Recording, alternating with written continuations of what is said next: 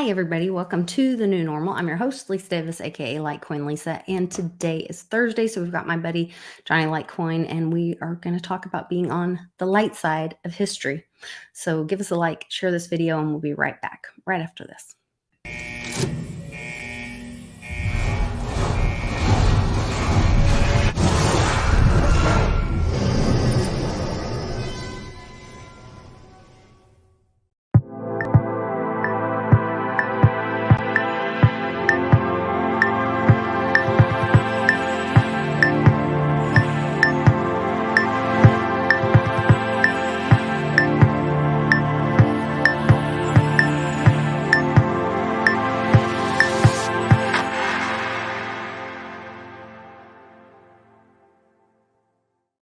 Hi, Johnny. Welcome to the new normal. How are you? Hey, Lisa, how are you? How's everybody doing out there?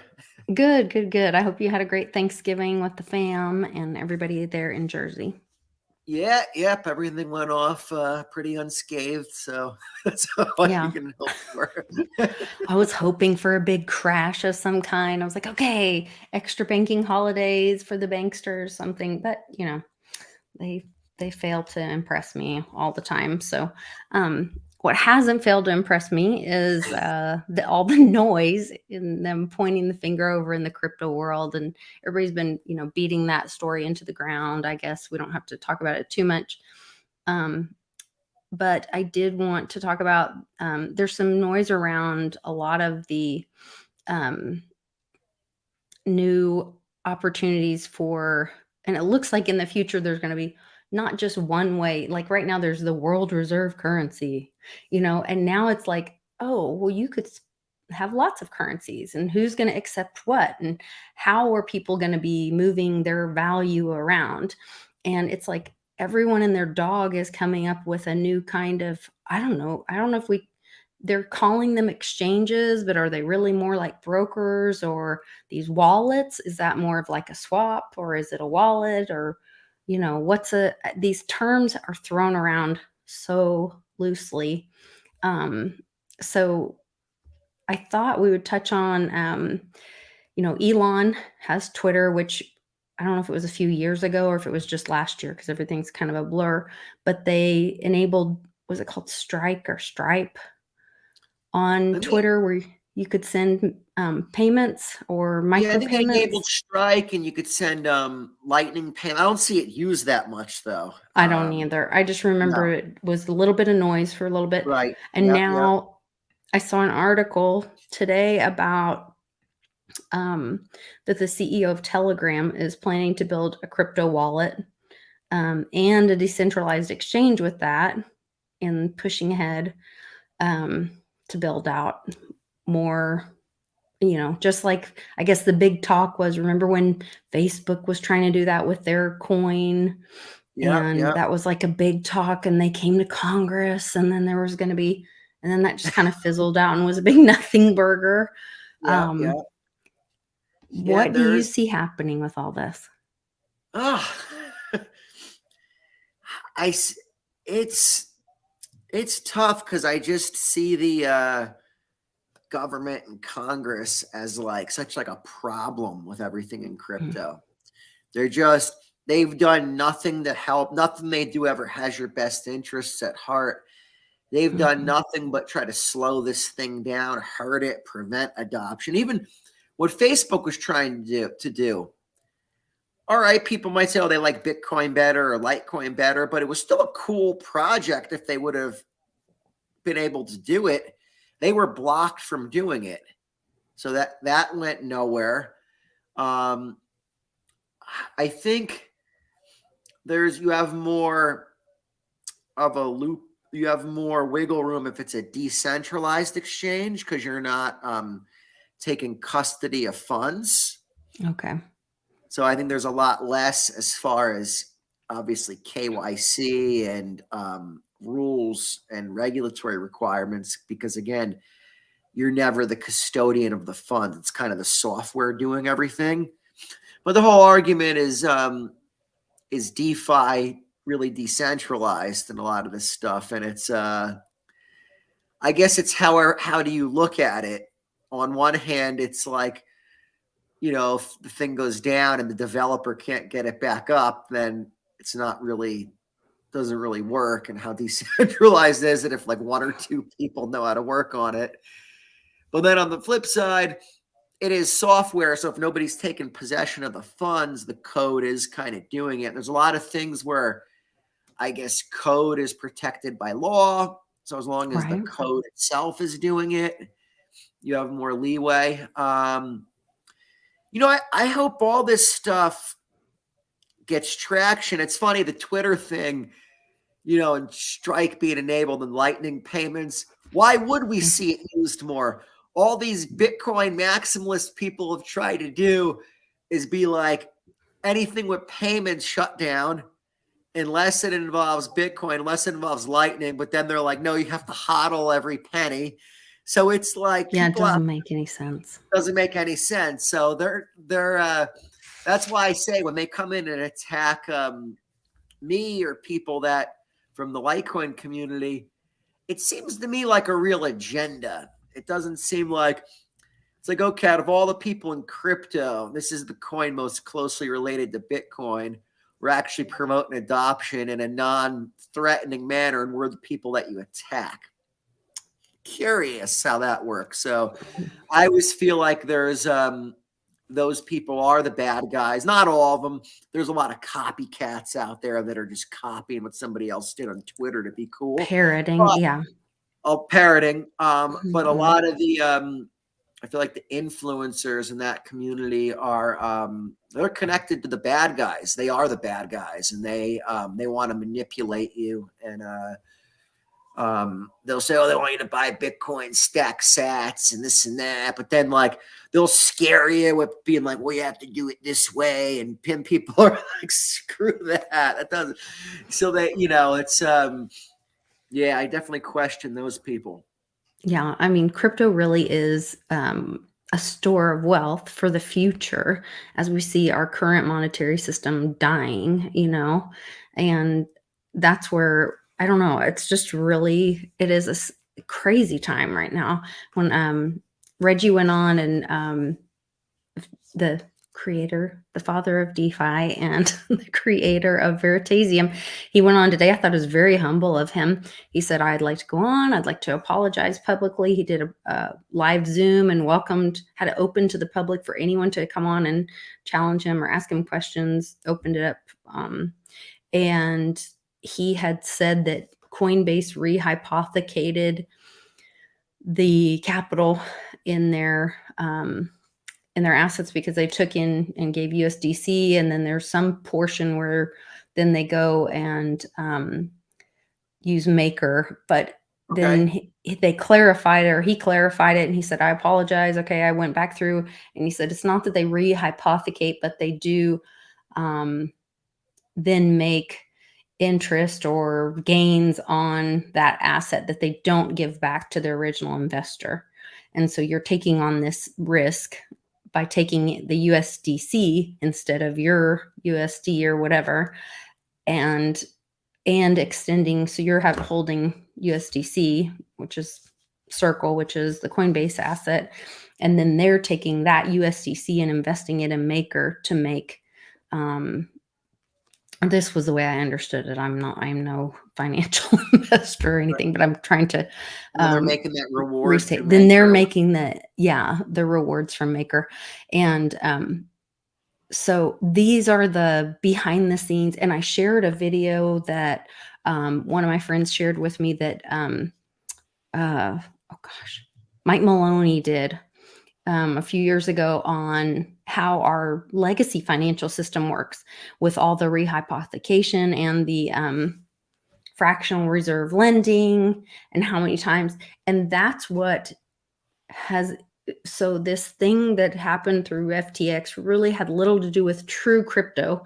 And that's why the FTX thing, there was no Bitcoin or Litecoin involved in that, because you Right. can't make derivatives of those. You can't fake those.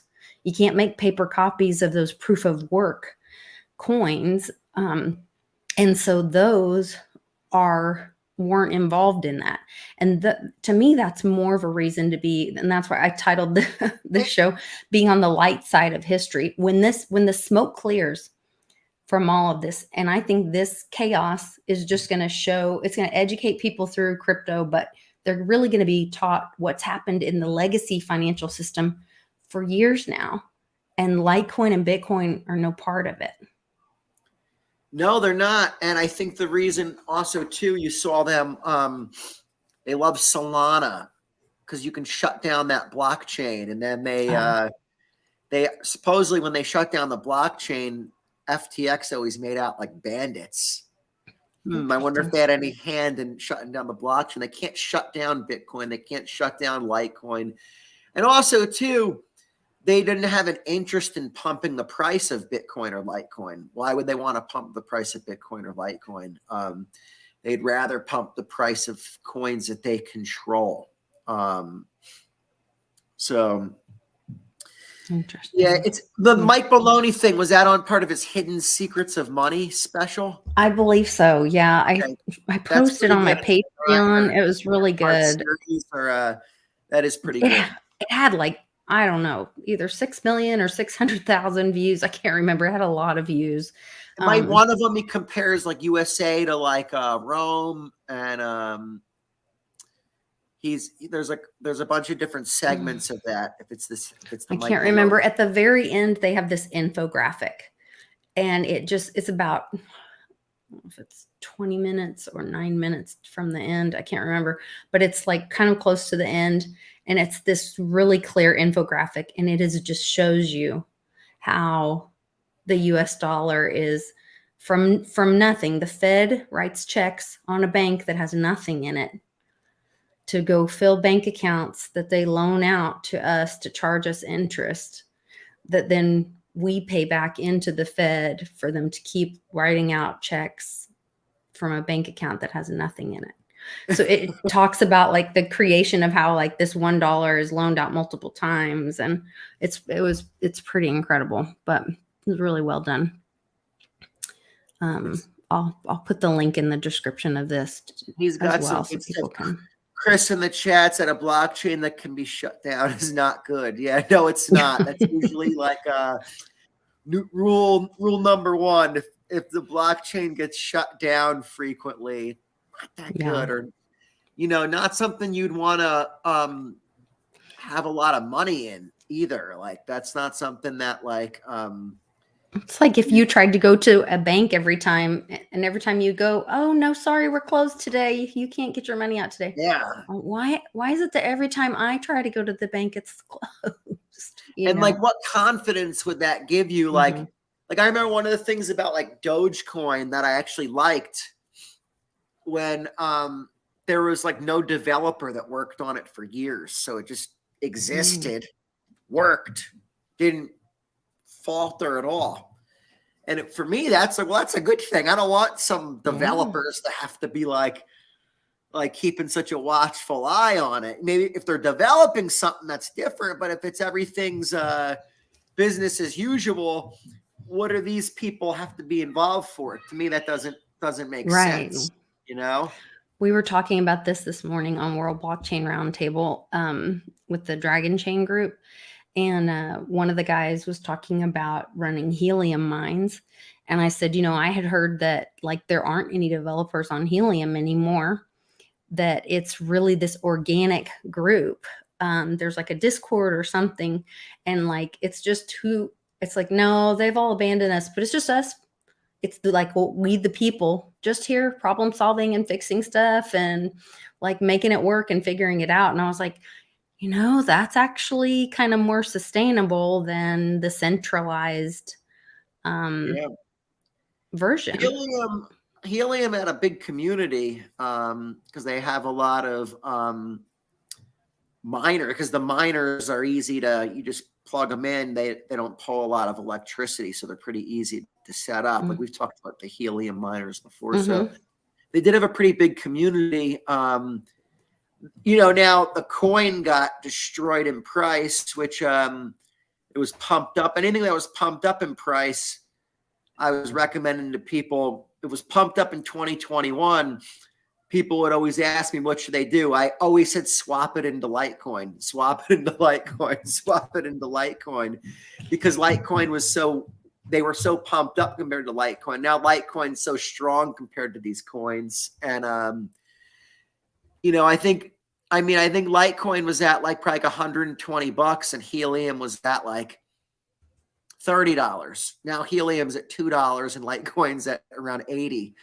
So it's like Litecoin, helium lost so much value compared to Litecoin, but it's, it's interesting. I would think helium will be a project that it's for the future too, though. Don't you think? It's as we move into needing more communication, decentralized communication, things like that. It's a good idea with the router hotspots, and really got a lot of them out there, decentralized, and sharing the broadband, right? Yeah, that's one of the things that I think could make it outside of Bitcoin, and Litecoin has a shot. Yeah. Definitely. Those are the things, is finding those, like, I think the decentralized moving forward, as we see this, the corruption and all the centralized things, whether it's a corporation or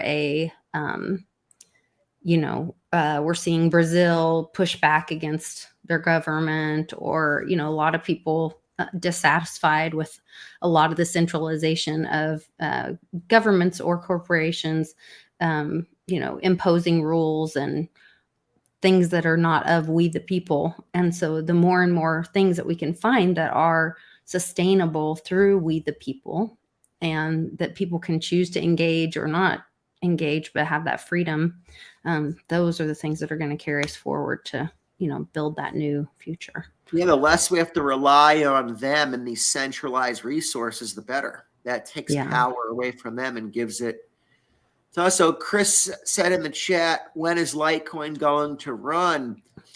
I think it's kind of started to run, because you have to look at the pricing against Bitcoin or against other coins, not necessarily against US dollar.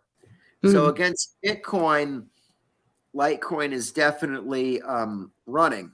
Let's see the... I was going to pull up CoinGecko and see. So let's see.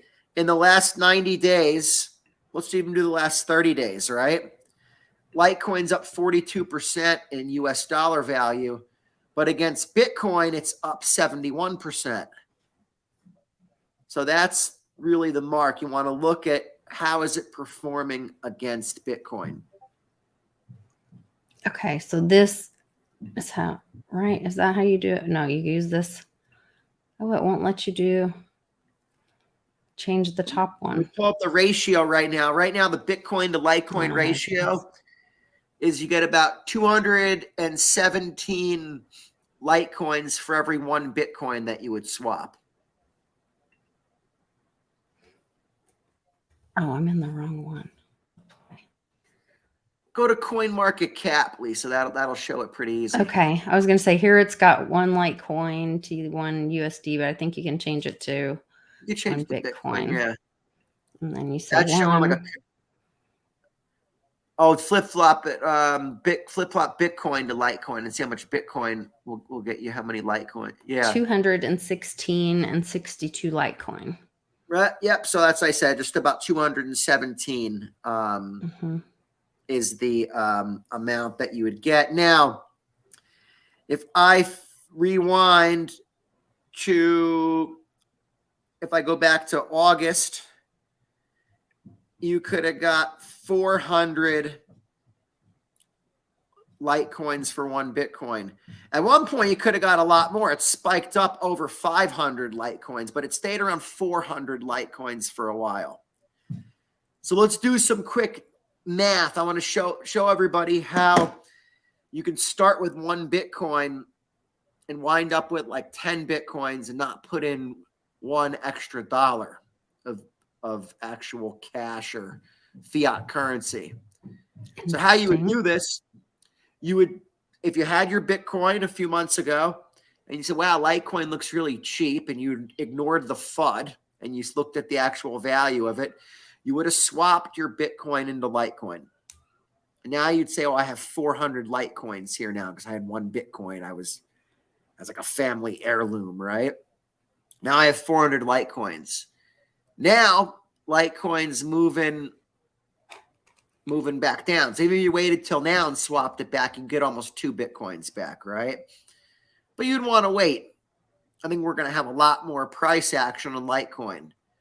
So historically, going into the halving, the ratio will go to like 55 to 1 is usually 50 to 1, 55 to 1. It went down as low as 40 to 1 with Bitcoin. So what I'm saying is, if you wait until 1 Bitcoin equals 100 Litecoins, so you're not even trying to time the bottom, you're just saying, hey, Watching that ratio. Watching it. You swap back to Bitcoin at that point, you're going to get 4 Bitcoins back. Because again, you had 400 Litecoins when you swapped out the last time. So now your 1 Bitcoin turned into 4 Bitcoins. All right. Then you wait to watch Bitcoin get strong. Let all the maxis come out and tell you Litecoin's terrible. It's horrible. It's all this stuff. And news outlets, they suppress the price of it and yada, yada, yada. Ratio goes back to your 400 to 1. All right. So now you take your 4 Bitcoins and you say, you know what? I'll swap this back into Litecoin now. You'd get 1,600 Litecoins.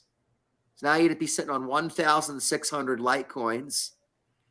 And if you could just wait again until it goes back to that 100 to 1 ratio, you'd actually then be sitting on 16 Bitcoins. From starting with 1, not putting in $1 extra. That's that whole don't be emotional, make a plan. Be emotional. Never in crypto be emotional. Never. That's like, I'm telling you, so many people that were in on Voyager coin in 2021, it was pumping. They kept calling me, what should they do? I said, swap it into Bitcoin and Litecoin. I said I would get more Litecoin because it's cheap, but even swap it into Bitcoin. Anything pumped up, just if something's Bitcoin's your measuring stick. If something's outperforming Bitcoin by so much, especially if there's no historical data on it, well, you know it's going to unpump at some point and Bitcoin will get strong again. So you have to look, when's the best time to be accumulating these things, especially if you're using other cryptos to accumulate them. Interesting. I don't trade or anything, so it's like... Yeah, this way, if we don't really talk about trading, and this isn't trading into US dollar, this is you're staying in crypto. You're just swapping back and forth in the crypto ecosystem. This way, you're not trading swapping your portfolio down to 0. You're swapping it the other way. You're constantly, it's kind of like, do you want to swim with the tide or against the tide? You want to go with the tide. So it's just, you kind of think of it the same way. If you try to swim against the tide, you're going to be in for a long day out there, real long day. And especially when you're doing it emotionally and with money, finance, that will really beat you up for sure. Exactly. For sure. Well, I think the wallets are like, it seems like everybody's got a wallet right now and they're buying banks. I know with, once again, the FTX thing, they bought some little tiny bank with 3 employees just to be able to have all the licensing to be able to do things. So there's the loopholes to make things look legitimate. And you've said this since I met you, since I've known you, that one of the things that made you the most suspicious when you're in your payment systems business was the guys that had all the documents made you the most nervous. And so like, just because a company looks like they're legit, I saw another article about KuCoin offering really these crazy high yields, and now that being a little sus. And I was like, guys, like, go back to the Bitcoin white paper. This is not about Win Moon. This is not about number go up. This is about getting out of a corrupt system. This is about having your assets in your own possession and not having to play the evil one's games and not having them lord over you. And Yes. I really love and respect Andy Scheckman's messaging on silver. And he says, you know, I'm not promising you're going to get rich off of owning precious metals or silver. He's like, but the economy, like he talks about the state of the economy and the facts, what he knows is going on with the COMEX and whatever. And he's like, what I will tell you is that over time and over history is that silver will protect your wealth in a time when everything else is collapsing. And I think that when the Bitcoin and Litecoin, it may be the same mindset, or at least I'm having the same kind of mindset. I want to protect my family, our wealth and assets through this destruction that we know that the financial legacy system, they blatantly, everyone, you can look it up whether you want to look at it or not, it is public knowledge. They admit to fractional reserve lending, they admit to rehypothecation. Somebody's going to be left, it's going to be musical chairs, and the music is going to stop, and somebody's going to be left without I think a we're chair. going to get both, Lisa, because on one hand, yeah, I think Litecoin suppressed in price. You're going to see some price appreciation in terms of purchasing power, in addition to being able to protect your wealth, protect your family, have that monetary sovereignty and all that. But I think with silver, I mean, silver was more in US dollar in 1980. So I think silver, and then in 2011 went up to around $50 an ounce. Silver has been suppressed for, I mean, over 100 years. I think you're going to get a big increase in purchasing power with silver as well. But at the very least, you know it's going to protect your wealth and protect your purchasing power, because it's something that's needed. It's always going to be needed. So it's not like if we go to a new system, oh, hey, we don't need silver anymore. It's like people aren't using phones and this and that. And no. And then as far as crypto goes, when they come out with more regulation and all that, even though I'm not really a fan of regulation, a lot of the cryptos it'll affect, a lot of value will go into Litecoin. People are like, oh, gee, who would have thought Litecoin would have went up? Like, we'll see those articles. Who would have thought? Who would have thought? It's like, who would have thought? Like, we all Giant screaming it. but people have been trying to be like, look over here. Don't look where those guys are, you know? So it's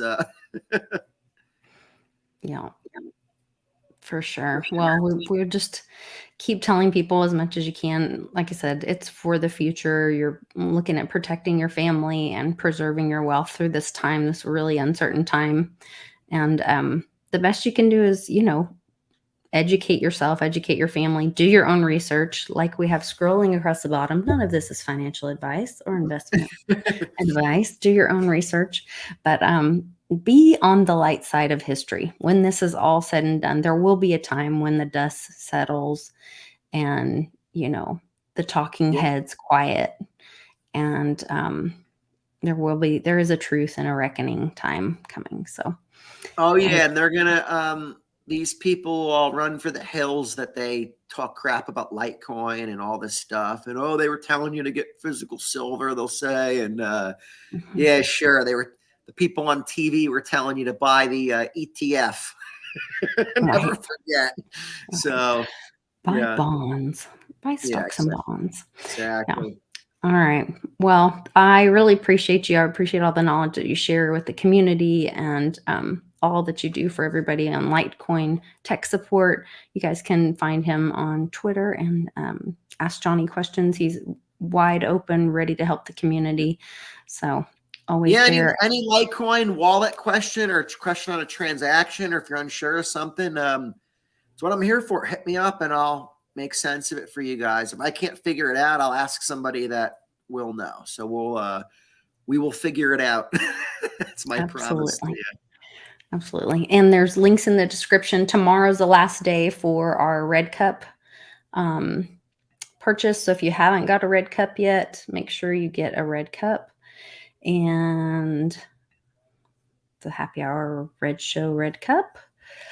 And then let's see, I also put a link for Mike Maloney's video in the description. So if you guys are looking for that, when you leave here, refresh, and it'll be in the description as well. Make sure to leave a comment on the way out the door, and we'll see you tomorrow on Happy Hour. Thanks, guys. Take care.